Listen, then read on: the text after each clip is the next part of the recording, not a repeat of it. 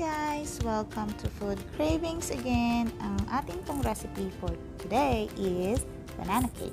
So, ito po ang ating mga ingredients. Kailangan nyo po ng 5 to 6 bananas, 5 eggs, 2/3 cup melted butter, 1 cup white sugar, 2/3 cup brown sugar, 2 cups all-purpose flour, 1 teaspoon baking soda, 1 teaspoon baking powder, 1 teaspoon vanilla, 1 teaspoon almond extract, and half a teaspoon of cinnamon. It's optional po. So, let's start. Ito po ang procedure. Yan, gagamit po tayo ng tinidor para smash yung banana natin. Yan, make sure na durog siya lahat. Tapos, isunod na natin ang white sugar. Halo lang ulit.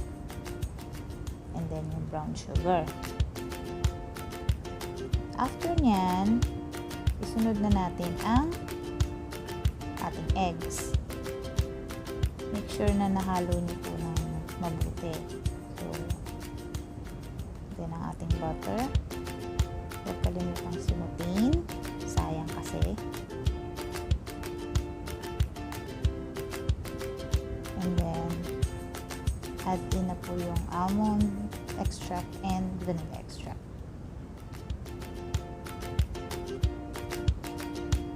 Yan ang ating flour.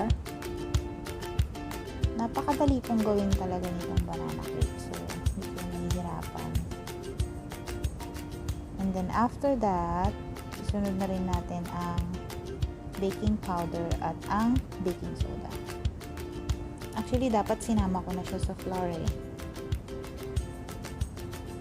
Pwede namang isama, pwede namang hindi.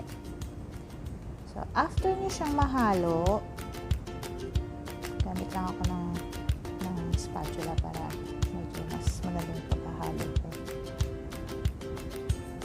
Mag-grease lang tayo ng aluminum container. Depende sa inyo kung saan nyo siya gustong i-bake. So, lagyan nyo lang siya ng butter or oil para hindi dumikit yung ano. Then, salin natin ang ating mixture.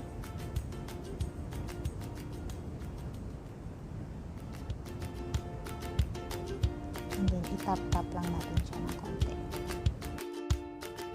Ayan, and then ready na po siyang i-bake for 30 to 45 minutes hanggang yung toothpick nyo is malinis na. So, ibig sabihin luto na siya.